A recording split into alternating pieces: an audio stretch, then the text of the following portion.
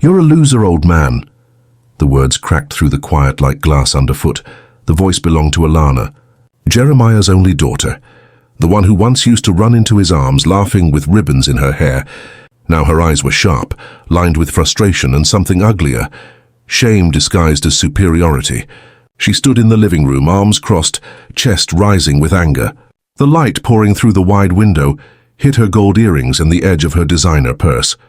The same purse she would throw in a few moments that would change everything. Jeremiah Cole, 70 years old, sat silently in his worn armchair. The old leather creaked under him. His face was calm, too calm, the kind of calm that doesn't come from weakness but from having seen storms before. His long grey beard rested against his chest, catching the afternoon light like soft silver thread. He didn't look up right away. He just exhaled, slow, heavy, as if the air itself carried weight. "Dad, I'm talking to you," Alana barked, pacing in front of him. Her heels clicked against the wooden floor, echoing like tiny hammers. "You can't even take care of yourself. You sit here all day doing nothing. You could have had everything, money, property, status, but you let it all go for principle." She mimicked the word, curling her fingers in the air like claws. Jeremiah's eyes lifted finally, deep brown, soft, unreadable. His silence felt like judgment, but it wasn't. It was disappointment that didn't need words. "I sacrificed for you," he said quietly, his voice low, roughened by time. "That house you live in, that car you drive, all came from the man you call a loser." Her jaw tightened. "You didn't give me anything, Dad. I earned my life. You just slowed me down with your guilt trips and your moral lectures." Then it happened. The purse and gold chain, leather flap, heavy with pride, came flying through the air. It struck Jeremiah's shoulder and slid down, spilling a lipstick, keys and a credit card onto the rug. "Take your pity with you," she spat, her voice breaking. "You've been a burden long enough." The house went quiet. Even the ticking clock on the wall seemed to pause. Jeremiah didn't move for a long time. His hand slowly brushed the purse off his lap. The gesture was soft, deliberate. His eyes drifted toward the window, where afternoon light fell on the faded photograph of a younger Alana on his mantel. She was 6 years old there, missing a tooth, smiling wide, holding his hand at a county fair. That same hand now trembled slightly as he reached for his glasses on the table. He stood up, the movement slow but steady, like an old tree bending but never breaking. Alana turned away, muttering something under her breath about wasted time. He didn't answer her, didn't defend himself, didn't remind her that he'd paid her college tuition in full, didn't mention that the car she bragged about had been registered under his name for tax benefits, didn't say that the mortgage she thought she owned outright had one quiet clause, one she'd never read. Instead, he walked to his desk in the corner of the room, the one covered in papers, envelopes and a small black fountain pen. His fingers moved slowly, methodically through the stack of documents until he found a folder marked Transfer. He opened it. Inside lay a single sheet with a signature line and the faint watermark of his late wife's estate trust, the one he'd built over 40 years of work. Alana didn't notice. She was too busy scrolling on her phone, sighing, cursing quietly about a friend who had just bought a new condo. Jeremiah looked at her once more, the corners of his mouth barely lifting. Not a smile, not yet. Just something between sadness and understanding. Then he picked up the pen. He clicked it once. The sound echoed like a gunshot in the still room. "I said I'm done talking." Alana yelled again, but he wasn't talking anymore. He was writing a few calm strokes, his name, Jeremiah Cole. He placed the pen down, straightened the paper, and gently slid it into an envelope. Then he stood, took his coat from the hanger by the door, and turned back one last time. "Take care of yourself." "Alana," he said softly. She didn't respond and only rolled her eyes and turned away, the glow of her phone lighting her face. Jeremiah walked out the door into the late afternoon sun. The light caught his beard and turned it almost white. As the door closed behind him, the silence that followed wasn't empty. It was thick, like air before a storm. He knew something his daughter didn't. That document he had just signed, the one with his name freshly inked, would begin a quiet chain of consequences that would unravel every piece of the world she believed she owned. And a week later, when she finally understood what she had thrown away, she would remember this moment, the purse, the words, the silence, and realize it was never anger that destroyed her. It was arrogance and her father's calm. Deliberate silence was the sound of justice preparing to move. The sun had barely dipped behind the horizon when Jeremiah Cole walked down the street, coat collar turned up against the evening chill. His long grey beard caught the last rays of gold, glinting like steel threaded with silver. Every step was deliberate, measured, a rhythm born from decades of discipline. The quiet suburb hummed around him, but he moved as if in a bubble of anticipation, a man carrying secrets the world had yet to notice. Inside the house, Alana sat on the edge of the velvet sofa, still bristling with energy, still convinced of her dominance. She didn't notice the silence that had fallen over the living room once Jeremiah had stepped out. Her phone buzzed incessantly. Notifications from colleagues, friends, social media alerts. She scrolled rapidly, eyes sharp, lips tight, pride thrumming through her chest. To her, the world was hers to control. Her father's quiet departure only reinforced her arrogance. He was an old man. He had no power. Nothing could touch her. She laughed suddenly at a meme on her phone, tossing it aside carelessly, then yawned. But beneath her confidence, a subtle unease had begun. The way the afternoon sunlight had struck Jeremiah's long grey beard, the calm in his eyes, the weight of his silence, it stayed in her mind, even as she tried to bury it under emails and messages. Meanwhile, Jeremiah returned to the small office he had converted from the back of the house. The desk was neat, precise. Pens lined up, papers stacked carefully, a small lamp casting soft golden light across the room. He sat down, opening a drawer and taking out a small leather-bound ledger. This was no ordinary book. It contained the framework of Alana's life in ways she would never suspect. The trust she believed she owned outright. The hidden clauses, the contingency plans. He didn't smile. He never smiled. But in his eyes a spark glimmered, the same spark that had always told him that justice doesn't need shouting. Justice waits. It watches. And when the moment comes, it moves. Outside, Alana's phone rang. She answered immediately, speaking with sharpness in her tone. Yes, I closed that deal. Yes, I handled it myself. Dad, oh, he's fine. Just being dramatic. She laughed, a brittle, high-pitched sound. No, he didn't even argue. Can you imagine? Old man sitting there, looking like he's about to fade away into dust. Pathetic. Her words carried arrogance like armor, but behind her eyes flickered something she didn't recognize. Fear. Not yet fear of consequence, but the faintest ripple of uncertainty. She shook it off immediately, tossing her phone onto the couch and standing abruptly. She needed control. She needed to dominate. She needed to erase the memory of that moment, when she had thrown the purse and felt nothing. Alana paced the room, voice rising as she rehearsed her evening plans. Her friends would arrive in 30 minutes for cocktails. Her Instagram stories needed perfection. Her image of success could not be tarnished, not even by a 70-year-old man with a long grey beard and quiet dignity. She threw open the curtains, letting the fading light spill across the room, trying to drown out the memory of that photograph on the mantel, the one Jeremiah had looked at before signing the paper, the one she had once cherished.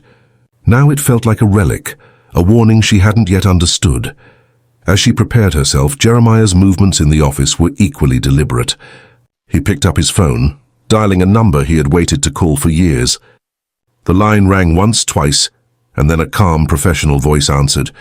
He spoke clearly, each word measured, confident, and deliberate. It was not a threat. It was precision. The next hour passed in a blur for Alana. Mirrors, makeup, adjustments, rehearsed laughter. Her phone buzzed again and again, but this time she didn't answer immediately. The buzz became irritating, like a mosquito she couldn't swat away. Finally, she picked it up, only to see a series of notifications she didn't recognize. Legal notices, verification messages, confirmations. She frowned. What is this? She muttered, scrolling rapidly. Her fingers trembled slightly, and for the first time that evening, the veneer of control cracked. Meanwhile, Jeremiah leaned back in his chair, calm as the storm began to brew. He didn't need to shout. He didn't need to confront. He merely orchestrated. He had signed the final paper, placed the necessary calls, and left the mechanisms in motion. In 1 week, Alana's world would begin to unravel. Her wealth, her freedom, her sense of security, all built on the foundation of arrogance and disrespect, was about to crumble. Alana's friends arrived, a burst of color and laughter entering the otherwise quiet house. She smiled, a bit forced, but her hand shook as she greeted them. Drinks were poured, music played, and the Instagram stories posted. Everything appeared normal, but under the surface she felt the first whispers of imbalance. A text popped up on her phone, a bank alert. She frowned, tapping it open. A small but unfamiliar deduction. She scrolled down, heart racing. Another alert. Then another. She froze. The numbers on the screen no longer made sense. Her eyes widened, a pulse of panic rising. Her friends noticed her sudden pallor. "What's wrong?" one asked. "Nothing." "Nothing," she muttered, voice tight. She turned her attention to the cocktails, pretending. But the seed of panic had been planted. Outside, Jeremiah watched from the window of his office, the fading light catching his long grey beard like threads of silver fire. He did not intervene. He never interfered. His role was complete. He had done his part. The consequences now moved through the universe with precision, like a river obeying gravity. Alana moved from room to room, checking her accounts, refreshing her balance, realizing with a rising dread that her life, her carefully curated illusion of control, was no longer hers. A cold realization settled over her. She had mocked, insulted, and thrown her father's dignity aside. She had underestimated the quiet power of a man who had seen decades of human folly and survived with integrity. As evening deepened into night, she retreated to the balcony, overlooking the street, phone in hand, heart racing. The first tremors of regret brushed against her chest. She felt the weight of her actions, the first crack in the armor of her arrogance. And somewhere deep in the quiet suburbs, Jeremiah Cole's long grey beard caught the moonlight as he sat back sipping his coffee. Watching the first threads of poetic justice take shape, the storm had begun. The morning arrived heavy with a strange stillness, as though the neighborhood itself held its breath. Sunlight streamed over manicured lawns, glinting off cars, windows, and the faint shimmer of dew on flower beds. But inside Alana's luxurious home, the air felt different, taut, electric, and suffocating. She woke abruptly, her phone buzzing insistently on the nightstand. She grabbed it without thinking, eyes scanning the screen. Bank alerts, unpaid invoices, automatic payments denied. Her fingers trembled as she tapped to refresh, but the numbers only grew worse. A sharp pang of panic stabbed through her chest. She tried to steady herself, breathing fast, heart hammering against her ribs. The elegant walls of her penthouse, once symbols of her pride and control, now felt like a cage. "Impossible," she whispered. She ran to the laptop, fingers flying over the keyboard. Online banking, account balances, investment summaries, all impossible. They were draining, disappearing, vanishing into a system she didn't control. Her mind spun as panic rose into fear. Downstairs, the doorbell rang. She froze, confused. Who could possibly be here at this hour? Her friends? Delivery? She hesitated, then rushed to the door. Outside, no one stood. Only a small envelope on the doorstep, perfectly centered as if placed with care. The handwriting was familiar, deliberate, careful. She recognized it instantly. Jeremiah Cole. Her hands shook as she picked up the envelope. Inside was a note in his neat handwriting. "A lesson begins when arrogance blinds wisdom." Her stomach lurched. She dropped the note and almost screamed. Over the next few hours, Alana's panic grew into a frenzy. Calls to her bank went unanswered. The automated system repeated the same chilling confirmation. Her accounts were frozen, her investments locked. Every number she checked contradicted the next. Balances that should have existed were zero. She ran through rooms checking her safe, her drawers, her hidden pockets, but nothing could restore what had vanished. Marcus, her cousin and confidant, called repeatedly. Each call escalated her fear. "Alana, what's happening?" he asked in disbelief. She couldn't even answer. Words failed her. She had always considered herself sharp, untouchable.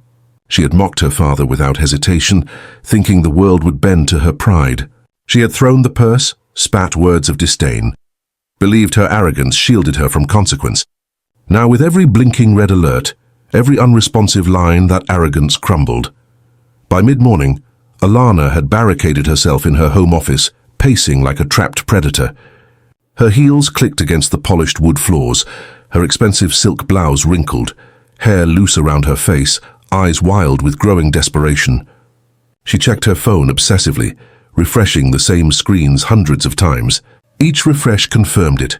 Her life, her wealth, her carefully curated power was slipping through her fingers.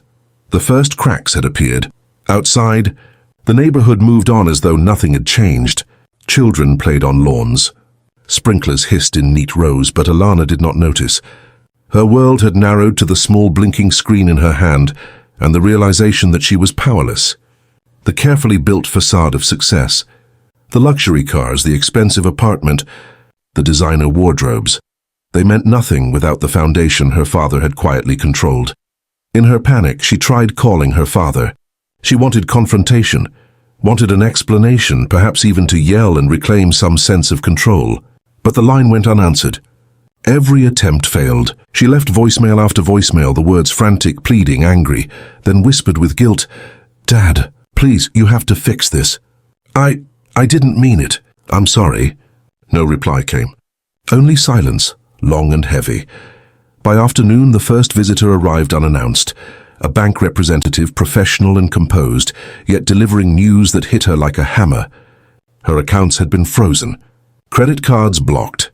Any pending transactions cancelled. Even her personal assistant, frantic with attempts to manage her schedule, could do nothing. Alana's stomach churned. Panic turned into desperation. She fled the penthouse, trying to access the main branch in person. Security guards, previously familiar, now looked at her coldly. "Ma'am, your accounts are restricted. There's nothing we can do until verification." She felt the first pang of humiliation. People she had once commanded with a flick of her hand now ignored her, looked past her as if she were invisible. Hours stretched into evening. Alana stumbled home, shaking, disheveled, her composure shattered. The streets she had walked confidently in designer heels now seemed alien, intimidating. She glanced at the curb, noticing small cracks in the sidewalk she had never seen before. Even the city itself felt like it had turned against her. And then, finally, as dusk approached, her father appeared, Jeremiah Cole, long grey beard glinting softly in the fading light, standing across the street, calm, silent, watching. Not a word passed between them. Alana's first real terror set in. The man she had dismissed as a loser old man was the orchestrator of her unraveling. She ran to the window, heart pounding, but he was already gone. No shouting, no gestures. Just presence, silence, power, control. Alana sank to the floor, pressing her forehead to the cool glass, staring into the empty street. She could feel the weight of every insult, every act of pride, every throw of that purse. She had believed herself untouchable, and now she understood the first hint of what it meant to be powerless. The evening deepened into night. Lights flickered in the apartments across the street. Sirens in the distance. The city moved on, but Alana did not. She was trapped in a vortex of anxiety, her mind racing, her body trembling. Her wealth, her comfort, her arrogance, all dissolving before her eyes. Somewhere in the quiet, Jeremiah sat in his study, sipping coffee, watching the first phase of justice unfold. His calm was a stark contrast to her frenzy, his long grey beard catching the lamplight, glinting like steel. He had done nothing directly, yet everything had begun to fall into motion. Alana did not sleep that night. She watched her screens, called banks, begged assistance, paced rooms, checked safes, all futile. She had mocked her father, belittled him, thrown her purse in his face. And now she was learning in the most dramatic way possible that every action carries weight. By the time the moon rose high, her world had shifted. The first domino had fallen, and she knew deep in the pit of her stomach that it was only the beginning. The next morning dawned with a grim, cold clarity. Alana awoke to the unsettling hum of her apartment, sunlight cutting through the tall windows in sharp golden slices that reflected off her once pristine surfaces. But the luxury felt hollow now. Her designer curtains, polished floors, and gleaming countertops seemed to mock her, reminding her that elegance meant nothing without control. She scrambled to her laptop, heart hammering in her chest. Every account she opened confirmed her worst fears. Funds vanished, transfers denied, investments inaccessible. Panic surged through her in waves, each crash louder than the last. Her hands shook, nails digging into the keyboard as she tried to force some answer, some explanation, some loophole that would restore the world she had believed was hers. Alana's phone rang incessantly. Colleagues, assistants, even her social circle bombarded her with questions she could barely answer. What happened? Are you okay? But her voice, when she tried to respond, cracked under the pressure. I don't know, she stammered. Everything froze. Her elegant composure, once her armor, shattered under the weight of reality. She ran to the balcony, staring out over the city. The streets below, once familiar, seemed alien and menacing. Pedestrians moved past, oblivious, while she felt trapped in a world that had turned against her. Every honk of a car, every distant conversation sounded like a hammer striking her chest. Meanwhile, Jeremiah Cole sat quietly in his study miles away, long grey beard resting against his chest, hands clasped around a warm cup of coffee. His eyes, deep and steady, watched a city in motion without ever lifting in anger or excitement. Justice, he knew, didn't require his intervention. It flowed like water, patient, persistent, inevitable. Alana had no such patience. She ran from room to room, tossing papers, opening drawers, checking safes, scrolling through financial apps, each confirmation of loss driving her further into panic. Her breath came in rapid, shallow bursts. Her hair, once perfectly styled, had loosened into a wild tangle framing her face, and her blouse was wrinkled, sleeves half rolled, exposing tense forearms.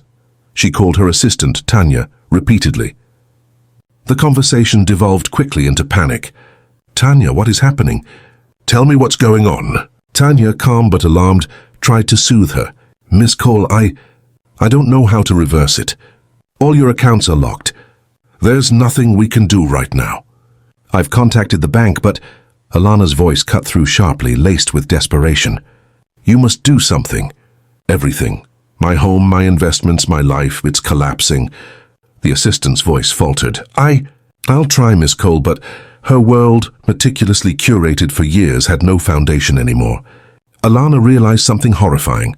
She had underestimated her father's quiet control, his long grey beard, his patience.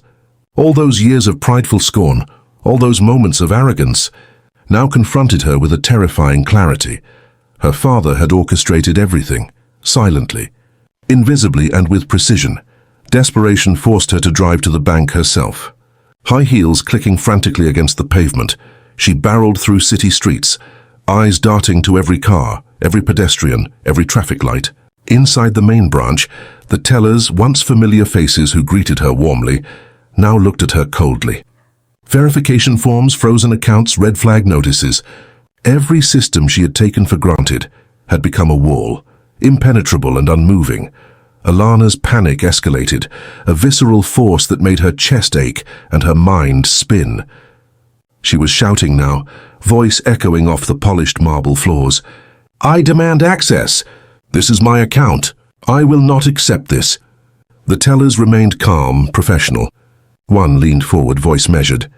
Ma'am, I'm sorry, but all accounts under your name are restricted. We have no authority to change this until verification is complete. You'll have to wait for processing. The words hit her like a physical blow. The elevator doors closed behind her as she stormed out, leaving the polished bank lobby behind, swallowed by panic, humiliation, and the first inkling of true regret. By evening, Alana was wandering the streets near her apartment, pacing, checking her phone compulsively. Her luxury sedan remained parked, useless without the ability to access funds. Passers-by noticed her disheveled state, hair falling over her face, blouse wrinkled, a pale, frantic look in her eyes. This was the first time she had ever been powerless in a world she thought she owned. And there, across the street, a figure appeared for a brief moment in the twilight. Jeremiah Cole, long grey beard illuminated by the last sun, stood still, watching silently. Not a word, not a gesture, only observation. Alana's heart skipped, recognizing instinctively the presence of the man who had controlled the fate of her world all along. She looked back at her phone, another bank alert.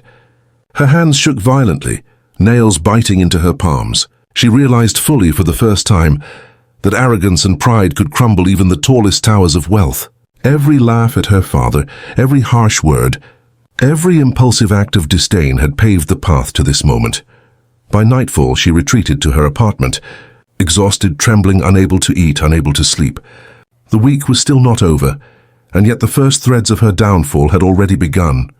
Security cameras recorded her frantic pacing, a life once curated with precision, now unraveling in live motion. Jeremiah's long grey beard glimmered faintly as he returned to his study, sitting quietly, sipping coffee, reading the evening newspaper. He did not gloat, did not smile. He simply observed. His silence carried weight, a reminder of the power of patience, dignity, and calculated justice. Alana's mind raced, her ego battered, her heart pounding. She knew something fundamental had shifted, and deep down beneath the panic and humiliation, the first seeds of fear had taken root. A week still lay ahead, and by the end, she would understand fully what it meant to underestimate a father who had mastered the art of quiet vengeance. The storm had started. By midweek, Alana's life had become a blur of panic, frustration, and disbelief. Every moment of her day was consumed by attempts to regain control, each more futile than the last. Her phone buzzed incessantly with alerts, overdrafts, rejected payments, frozen transfers. She had never felt so powerless, so utterly exposed. Her designer apartment, once a symbol of wealth and status, now felt like a gilded cage trapping her panic. Alana's reflection in the hallway mirror startled her. Her usually immaculate appearance was disheveled, hair cascading messily over her shoulders, blouse wrinkled, eyes rimmed with dark circles, lips pressed into a thin line of tension. She touched her face as if to check if she was truly herself, or if the woman staring back was a stranger. The week had worn her down physically and emotionally. Every small attempt to restore her accounts or secure resources ended in frustration, each obstacle amplifying her fear. For the first time, Alana understood the full weight of consequence, how quickly control could slip when built solely on pride and ignorance. She walked into the kitchen to make coffee, only to find the cupboards half empty. Pantry supplies had dwindled from frantic consumption over the last 3 days. She tried to call her assistant again, but no response. Text messages went unanswered. The hum of electronics around her, laptops, phones, tablets, all seemed to mock her. Wealth, she realized, was meaningless if it could be nullified with quiet precision. Out on the streets, the neighbors noticed a difference.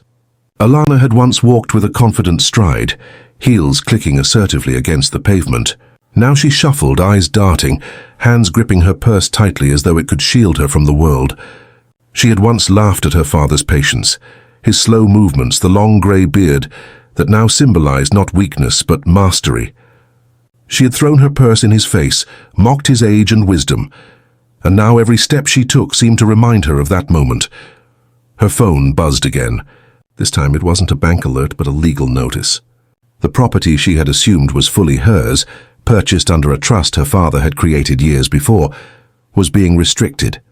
She stared at the screen, disbelief flooding her face.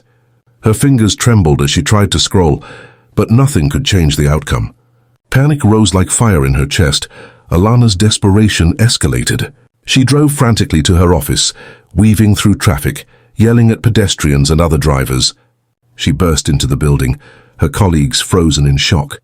"I need access. Everything is blocked. How is this possible?" Her voice echoed shrill and frantic, but even here the world had shifted. No one could offer assistance. Every email she sent, every call she made bounced back with the same cold, automated rejection.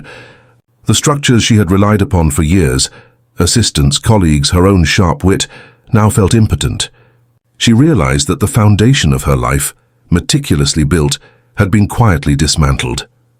By evening, Alana returned home to find yet another shock waiting. Her phone displayed a series of alerts she hadn't noticed. Debts automatically settled from her accounts, charges she didn't recognize reversed, notifications of restricted assets. The weight of loss pressed down on her. She sank into her sofa, burying her face in her hands, the world around her blurring, and then in the quiet of the evening she felt it, a presence. She looked up from the mess of papers and devices scattered around her. Across the street, framed by the golden glow of the streetlight, stood Jeremiah Cole. His posture was straight, calm, unshakable. The long grey beard that she had once mocked now gleamed softly, catching the light, a symbol of patience, control, and inevitable justice. Alana's breath caught. She realized in that instant that the orchestrator of her downfall was not some unseen system or coincidence. It was him, her father, the man she had thrown a purse at, the man she had called weak, the man she had dismissed. Every pang of fear, every tremor of helplessness, every financial barrier she had encountered had been guided by his quiet, deliberate hand. Panic and shame collided inside her. She sank to the floor, staring through the window, watching him disappear silently into the night. Every ounce of arrogance she had carried for years felt like ash in her mouth. Her life, once orderly, elegant, untouchable, had become chaos, and she knew deep down that the chaos had a single source: the father she had ridiculed. Her world was crumbling, yet her realization came in fragments. She began to understand the quiet power of restraint, the weight of patience, the potency of long-held wisdom. Jeremiah had not shouted, had not confronted, had not begged her to respect him. He had simply acted with precision. Alana's tears came then, unrestrained and raw. She fell to her knees, hands pressed against the marble floor. Her mind raced through every insult, every careless word, every act of disrespect. And now, faced with consequence, she understood the cost of arrogance. Outside, the night deepened. Streetlights flickered. Cars passed. And somewhere beyond the city, Jeremiah Cole sat quietly in his study, long grey beard glowing softly in the lamplight. He sipped coffee, reading the evening paper, calm, dignified, silent.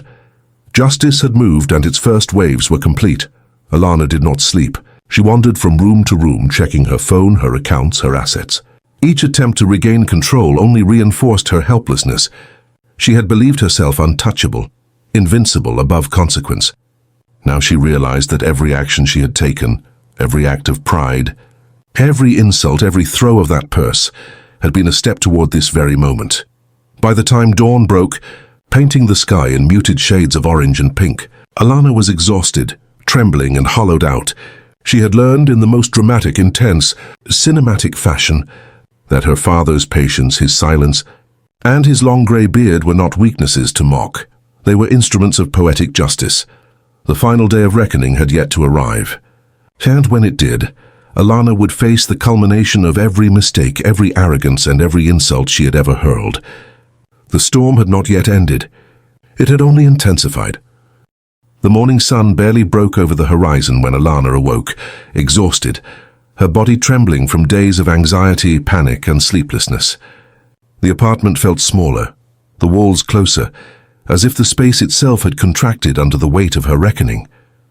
The room smelled faintly of coffee, dust, and the lingering scent of expensive perfume that no longer brought comfort, only a reminder of pride squandered.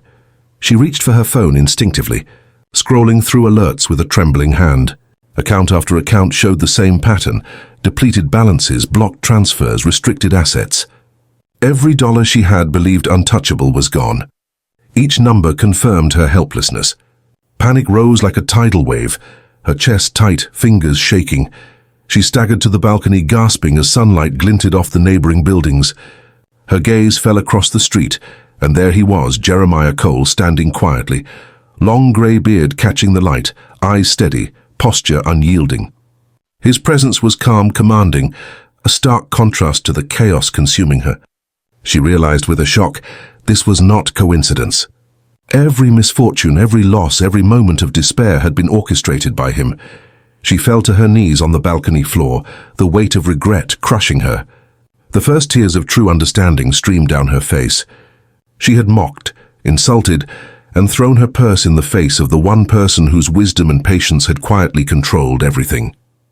Every act of pride and disdain had been a step toward this moment. Alana tried to call, to shout, to demand, to beg, but no words could undo what had been set in motion. Her father's calm, measured actions had moved with precision, and she was powerless to resist. Frantically, she ran through the apartment, opening drawers, checking safes, rifling through cabinets, all futile. The emptiness of her accounts mirrored the emptiness of her arrogance. The house that had once symbolized success now felt like a cage of shame. Outside, neighbors glanced curiously as she moved from window to window, her disheveled hair falling over her face, eyes wild, a trembling figure of desperation. Even the streetlights seemed to mock her, casting long shadows that stretched and warped around her. By mid-morning, Alanna was outside, pacing the small garden terrace, a place where she had once hosted gatherings of friends and colleagues, now a stage for her humiliation. She shouted at the sky, cried and collapsed onto the stone bench, head in her hands. The grandeur she had relied upon was meaningless without the foundation her father had quietly maintained, and then the final realization struck. The estate trust, the careful financial instruments her father had controlled for decades, had been his shield and his weapon. Every document, every phone call, every strategic move had ensured that the arrogance of youth could not destroy dignity without consequence. Her purse, her insults, her scorn, all had been noted, measured, and repaid in the currency of poetic justice. Alanna crawled to the gate of her property, finally understanding what she had never considered. Power is not in wealth, influence, or status. True power is quiet, patient, calculated, and it can strike when least expected. Hours passed.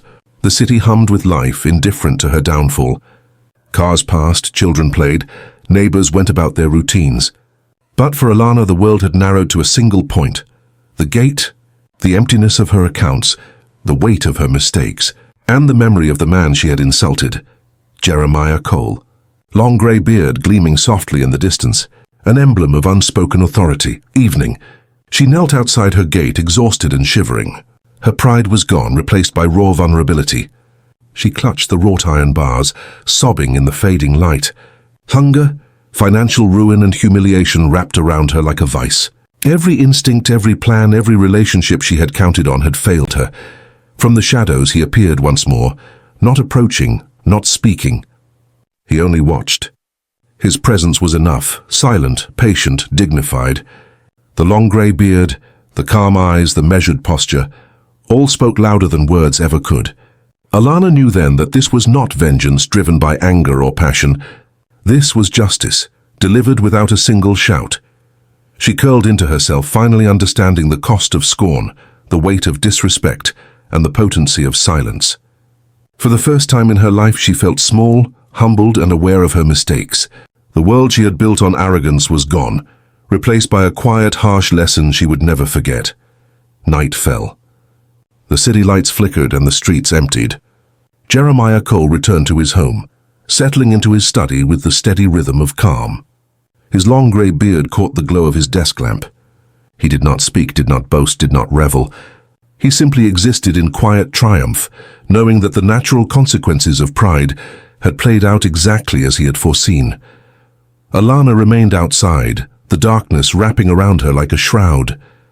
The lessons of the week, humiliation, loss, helplessness, pressed into her mind. She had mocked a father she had once revered, thrown objects in anger and called him unworthy. Now she faced the cold, unrelenting reality. True power is measured in patience, dignity, and the quiet orchestration of consequence. The week's storm ended not with noise or confrontation, but with silence. A daughter humbled, a father serene, and the long grey beard catching the last moonlight, a symbol of the dignity that commands respect and the inevitability of poetic justice.